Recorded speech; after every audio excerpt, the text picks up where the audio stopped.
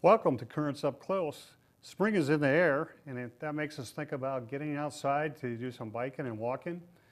Today we'll have members of the Cedar Falls Bike and Pedestrian Committee, Advisory Committee with us. And I'd like to welcome Lou-Ann Alameo and Roger White. Welcome. And welcome to you, Mike. Yeah, welcome, Mike.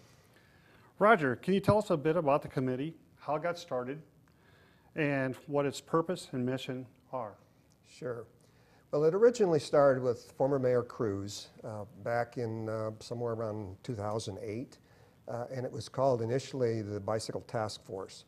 That group of people brought in a consultant from an outside agency and also the Iowa Bicycle Coalition out of Coralville, Iowa City area. And they did a study of the community, found some of the things that could be improved with bicycling, and actually developed a bicycle plan and a network of streets that could become the bicycle network. And subsequently then, after that was developed, the committee went dormant. Some point in there, and I'm not just exactly sure, somewhere around 2009, they finished their report, the council adopted it. They also were able to get the League of American Bicyclists to designate Cedar Falls as a bicycle-friendly community at the bronze or the initial level. Then, like I said, the committee went dormant for a while, and then when Cedar Falls was working on its Blue Zones project in 2012, 2013, Mayor Cruz was still a mayor, and he reactivated the committee, but as a joint committee of bicycle pedestrian advisory, and it was strictly an advisory committee, still is. But that's how we got to where we are today. One of the first things that we did in probably August of 2013 when we first met was we wrote a mission statement for the committee, and that should be coming up here shortly. The mission statement is that the Bicycle Pedestrian Advisory Committee is to improve the quality of life in Cedar Falls through the increased opportunity for safe walking and bicycling as viable means of transportation and physical activity. And that's how we got to where we are today. Thank you, Roger. Lou-Ann, can you tell me who Yes. was all involved? Well, we have approximately 16 members right now, Mike, and you can see the list. You can see the list there. There's myself and Lisa Broderson and Larry Buckholes and Russ Clark, Kim Cross, John DeGroat, Cindy Dodd, Matt Dunning, Nancy Hamilton, Zach Ladage, Bob Lentz, Cody Leisman, Mike McCallum, yourself, Andrew Scholl, David Sturch, and Roger White. And what I like about it is there's various experiences on our committee, from educators all the way to engineers, to people who just are just wanting the well-being and the quality of our life here in Cedar Falls raised to a healthier level. And I really feel that that's a genuine interest from every single committee member. And we also invite others to come and join us and listen if anytime they're welcome to any of our meetings. And if they'd also like to be part of the committee, they need to see yourself or myself. And there's always room for more. And we've had a number of people show up at our meetings, is that correct? Yes. And give us, ask us about certain situations. Yes, because our main purpose is just to And raise make the level. recommendations. Raise the level of well-being when it comes to walkability and bikeability for our citizens. That is our mission. So, Okay. What has the committee accomplished that you're most proud of? Well, probably the first thing I would put on that list is we got reapproved or awarded our bronze level bicycle-friendly community by the League of American Bicyclists.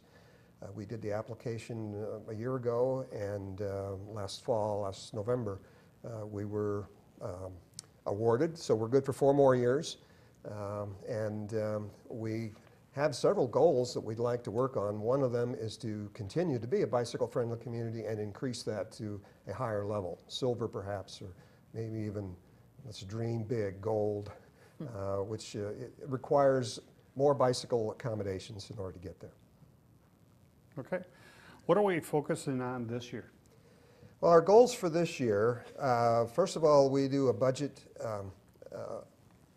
recommendation, and we ask that the council, when they do their budget, provide money for our recommendations in completing our activities. We ask that the city mark the entire network. I mentioned earlier that network was originally laid out back in 2008, 2009, and a lot of it has not been signed or marked yet. So that's one of our goals. We're an advisory committee only. We're suggesting to the city that we would like to be equal to the other committees or commissions. That's one of our goals. We've done some assessment of intersections over the years in terms of the problems that they present for pedestrians and bicyclists, and we want to continue that process. Support the Metropolitan Pedestrian Plan, which has been designed by Intercog for the entire metro area. And lastly, monitor statistics with regard to pedestrian and bicycle casualties, injuries from accidents and so forth. So those are our goals for 2019. Sounds like a busy year ahead. Do you have a plan in place for future consideration? Well, the long-term goals, which I guess would be what you're getting at there, Mike, are to complete implementation of that pedestrian master plan that I just referenced. It has a number of pedestrian accommodations that are suggested in various parts of the community. We want to increase the walkability and pedestrian friendliness in Cedar Falls, hopefully seek grants in the future for intersection improvements. I mentioned we've done some assessment of problem intersections. We'd like to obtain that silver or even higher bicycle-friendly status for Cedar Falls. And finally, update the zoning ordinance to include bicycle and pedestrian accommodations. One of the things we worked on recently is the rewrite of the old ordinance that goes back to the 70s, I believe it was. There is a bicycle ordinance, but it's way out of date, and our committee has produced the draft and sent it forward for review through the various departments within the city. All right. I understand we are working to improve pedestrian access as well. Tell us about some of your efforts and successes in this area. Well, like I said, we've done those assessments of intersections. Every year when the city comes out with its plan for street work for the next couple of years, we take a look at to see if there's anything pedestrian related or bicycle related that we want to include and make sure is included in that street work. A couple of specific recommendations that we made that are very much pedestrian friendly. There's going to be a redo of First Street, and part of Viking Road is also being reworked, and we recommended pedestrian crossings at various places, 2 places on First Street, 1 place on Viking Road in order to accommodate pedestrians and possibly bicyclists too, but mainly pedestrians. All right.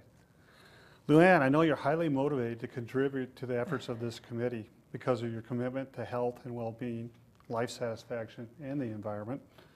Would you please share a bit how you see these efforts intersect? Well, for one thing, biking creates life satisfaction just naturally by being on your bike. I just attended a seminar just last week about spending time outdoors and how that adds to our longevity and reduces chronic disease just by being outdoors. So what a great way to do it just on your bike. But what we need to talk about is lung capacity in biking. Did you know that motorists breathe in 60% more carbon dioxide and monoxide than we do as cyclists? So again, the air is cleaner for a cyclist than it would be commuting by car every day. And so just little things like that. Transportation versus regular exercise. The average trip that people take in a day is less than 5 miles, whether it be to the grocery store or do errands. So I'm thinking, what if we could transfer that and you just hopped on your bike to the grocery store, to the library, to whatever in small trips? So we just need to have a little bit different mindset. The health benefits of bicycling, this is amazing to me. There's been multiple studies, and as a Blue Zone speaker, I'm kind of on top of this information, but the British Journal of Medicine has done several surveys, and biking just 4 to 7 miles, and they used work as an example, each day lowers your incidence of cancer by 45%. That's huge. That's huge. So the benefits of cycling can not only increase your health, but also just being outdoors. We chat more when we're on our bike because we're waving to people and conversing than we do in our car. So again, the connection between people is greater as well. So there's just lots of positive aspects about getting on your bike or on your own 2 feet walking around. That's great info. Roger, as we discussed today, you had some other reasons to ride your bike that pertain to the environment. Please share those with us and the viewers. Absolutely. Well, it's both walking and biking. They both are similar in some respects in terms of getting some cardiovascular activity, but both are fun. It brings people together, as Luann mentioned. It encourages discovery of your community and what's out there. Both are certainly healthy because they integrate heart-healthy physical activity into our daily routine. Both are green. By that I mean they are very, very low or no carbon footprint as a result, and so less pollution and less reliance on fossil fuels. And both will save you money because you don't have the cost of driving, cost of parking, and so forth. So those are some good reasons why to ride your bike or to walk, either one. Okay. Finally, I have a few more reasons to dial down to Cedar Falls, has a specific location, why we ride and bike here. Roger, can you expand on this? Well, yeah, it's like Luann mentioned, transportation. You can use your bike to get around for recreation, for fitness, for relaxation, for adventure.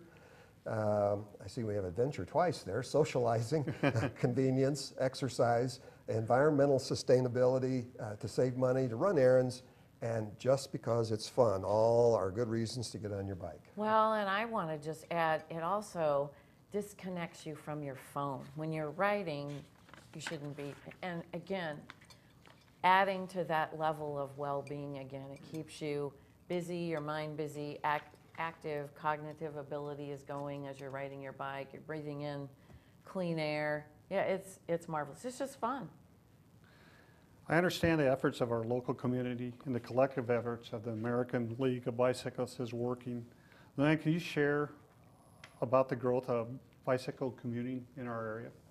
Well, the bicycle commuting is growing. As I do health fairs, I'm hearing about more people that are wanting to bike to work or elsewhere. You can see that by the graphic there that it is overall increasing in just about every capacity. As I attend conferences, I'm finding that more of our young people are wanting to commute to work. And again, we talked about the average commute being 4 to 5 miles one way. And so that's an easy distance to bike. So overall, yes, it is expanding. And bicycling is a $133 billion business nationally. It brings that much to our economy. That's great. If someone wants to learn more, where would they find additional information or to provide input? Well, about the committee specifically, we meet at City Hall every first Tuesday of the month. Sometimes we take July off, but at least 11 months of the year, first Tuesday of the month. It's a public meeting. Anyone is welcome to attend. You can go to the Cedar Falls website and you can search for that. And once you get to that website, you have to doubly search again for the Bicycle Pedestrian Advisory Committee because there's not a link directly on the menu at the top. There's a committee Facebook page, Cedar Falls Bicycle Pedestrian Advisory Committee Facebook, and you can contact the committee via an email address, cfbikeped@gmail.com, and we will hopefully monitor that and get back to you and invite you to come to a meeting. Thanks, Roger.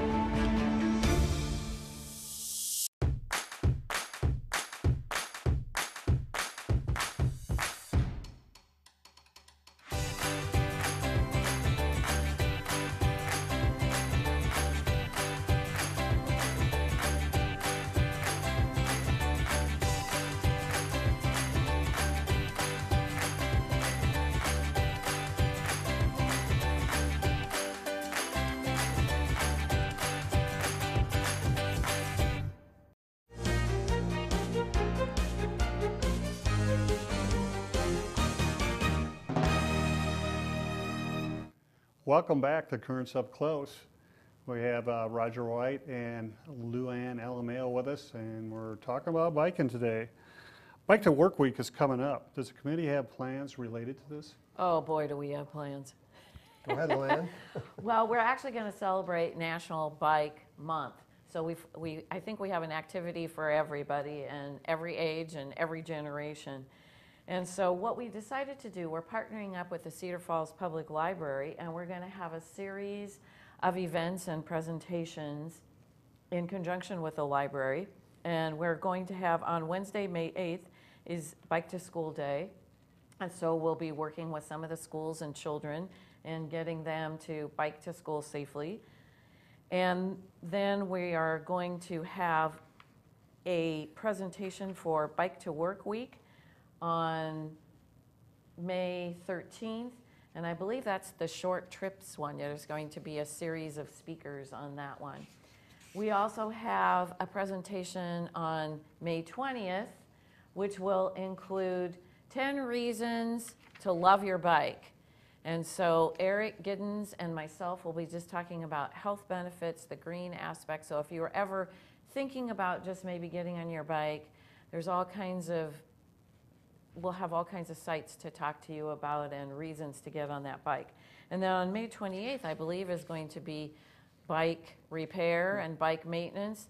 So if you ever wanted to know how to change a tire or to adjust those brakes, we'll also have a presentation on that too as well. We just want to make it so that if you've just been your bike has been sitting idle in your garage and you're just not quite sure, we're going to make it easy. We're going to make it easy for you to learn about your bike and make that quick trip that you've been putting off. Great. Sure. Now, the National Bike Month, which May Yes. is Yes. the National Bike Month, is a project of the American League of Cyclists, or actually it's called the League of American Cyclists, to get it correct. And it's been a project that they've had for 50 or 60 years now. Back into the 50s it started. The purpose is to celebrate bicycling. May, for most of the country, is the time when the weather is now well, and it's good enough we can get out on our bike. If you're living in the South, you can probably bike all year round, but not here in the Midwest. So May was picked as a time that maybe bikes are going to be back out there again. There's an emphasis on bicycle safety, there's an emphasis on bicycle accommodations or bicycle friendliness, and that's all part of the program of the League of American Bicyclists, including Bike Month. They specifically have 4 activities that they recommend nationwide, and then we have our local ones that, like Luann just described. And the 4 nationwide ones are Bike to School Day, which is May 8th, Bike to Work Week, an entire week, May 13th through the 17th, and then Bike to Work Day is Friday that week, the 17th. And there will be local activities specifically on Friday, Bike to Work Day, put on by Cedar Valley Cyclists here in the coffee shops here in town. And then there's the National Ride of Silence. That's the middle of the week, the 15th of May. And that's in memory of our cyclist colleagues who are no longer with us, who've passed on, especially those who were struck and killed while riding. The commemoration is intended to be solemn, and so that's why it's the Ride of Silence. It's a short ride. We have it here in Cedar Falls. We'll start from 4th and Main, which is the same site that Cedar Valley Cyclist has their every Wednesday night ride. And so the Wednesday on the 15th, that ride will be the Ride of Silence.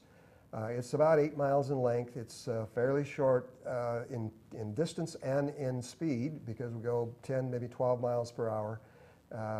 We'll start the registration at 6. We're going to start the program around 6:15 and be riding shortly after that.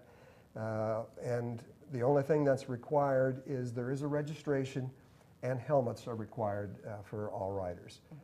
Children can come too if they're capable of riding on the street and riding 10 to 12 miles an hour up to 8 miles. So those are the 4 national programs that the league recommends, and we're extending those here in Cedar Falls. Okay, and Bike Month ideas. There's other things to consider. Oh, yes. Yes. Please share some of your thoughts about the additional things we could do. Well, we are putting together a city proclamation, and so we ask that if you are if you enjoy riding your bike, please come to when that city proclamation is going to be read to support National Bike Month. There's some very interesting facts that are being put together for that proclamation, and we just want some support there at the city council meeting, so show up when that's going to be read. We are having, as I said, a series of presentations in collaboration with the Cedar Falls Public Library. There will also be an exhibit in the library during National Bike Month for National Bike Month. So make sure you go to the library and take a look at that. And we do have programs. We have I would like to increase the education in our community, and so we are going to have a bike rodeo in the parking lot at the Cedar Falls Public Library for children to learn how to ride and be safe. So you'll be looking for that date. Plus, we're going to have a series of workshops with professionals just talking about bike adventures, bike safety, bike maintenance, biking for health, just 10 reasons to have fun on your bike. So there'll be lots of really fun and informative presentations with our partner, Cedar Falls Public Library. Some other things that individuals can do during Bike Month. First of all, get your bike out, get it to the bike shop and get it tuned up if you haven't had it tuned up recently. There are 4 good bike shops in the community, and well, really probably 5, I guess, because we have a mobile one now too. And they're good places to get your bike tuned up so it's ready to ride. We suggest that you possibly join a bike club. Cedar Valley Cyclist is one. There are others also. Talk to your employer about any accommodations that the employer might make for a bike to work week. Do you need a special place to put your bike when you get to work? Do you need a way to clean up and be ready to work? And so those are things that employers can do. And then finally, we recommend that people bike anywhere and everywhere during the month of May, because it's, like we said, it's healthy and it's fun. With all this additional bicycling, we anticipate now that the weather is getting nicer. In preparation for Bicycle Month, let's talk about some safety reminders. Well, specifically for cyclists, keep your bike in good working order. The tune-up I just mentioned will help. Get lights. You get a white light in front and a red light in back. The red light is legally required in back at night if you're biking at night, and the white light is legally required in front if you're biking at night. Get and wear your helmet and get it correctly adjusted. We should have a moment here later on that we can show how that's done. Wear bright clothing when you're biking. Follow all the traffic rules with regard to stop signs, signaling, lane changes, and so forth. You're legitimately on the road, but you need to follow the same rules of the road that other motorists are following. Be extra cautious at intersections. If there's going to be a collision, more than likely will happen at an intersection. So make sure that you are extra cautious there. Actually make eye contact with motorists and pedestrians as you see them approaching. And you'll be a safer rider if you do that. Yes, huge thing to do. Roger, can you take a moment to show us how to properly wear that helmet? Sure. Put it on. You should have this V strap under each of the ears, nice and firm underneath the earlobe. Clip it. Needs to be about 2 fingers above the eyes, and it needs to be about a finger or 2 under the chin. And that's how snug the strap should be. If it's looser than that, it's not going to do you much good because it's not going to hold the helmet in place. And I'm going to add a little bit. I have a mirror on mine too. I was just going to say, make sure you mention that. It's a great safety It device, is. either on the great handlebar of your tool. bike, on your glasses. I prefer to have it right on my helmet because it's right there all the time then. But if you wear your helmet nice and snug like this, tip down just above your eyes a little bit, it will do you much more good if you happen to hit the pavement. And we always say, don't hit the road without a helmet. Absolutely. It's the best protection we can have out there on the road. Safety reminders for motorists.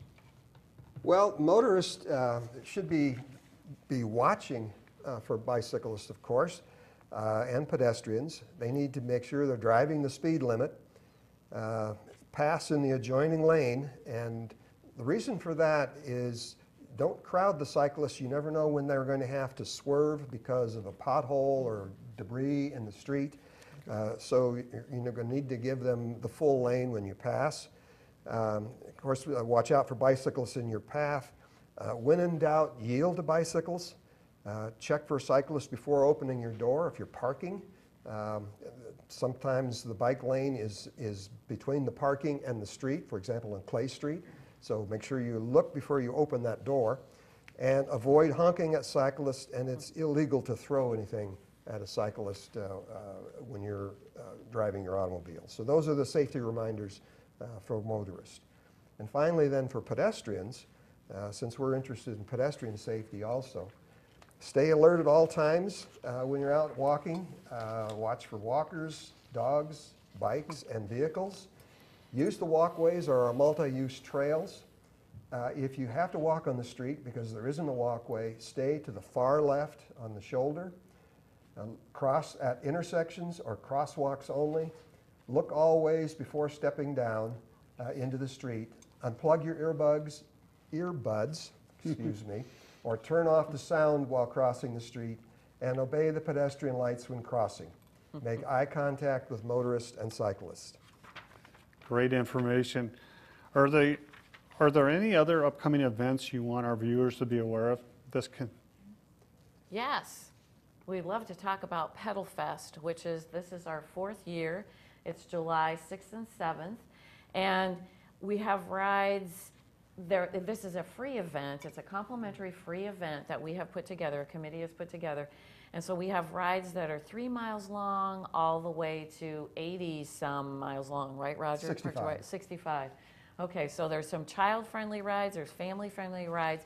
And what we're trying to do is for people to see the city in a bike-friendly mode so that you could just experience the city on your bicycle, whether it's the historical home ride, whether it's discovering the farmers markets, whether it's going to kayak.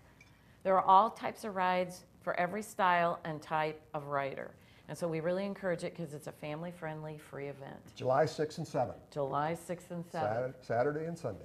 So be looking for that.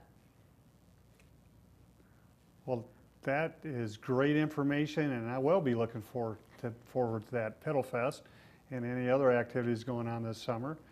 And I want to thank Luann and Roger for being with us today, giving us this good information, and hope to see you all out there on the trails and the streets.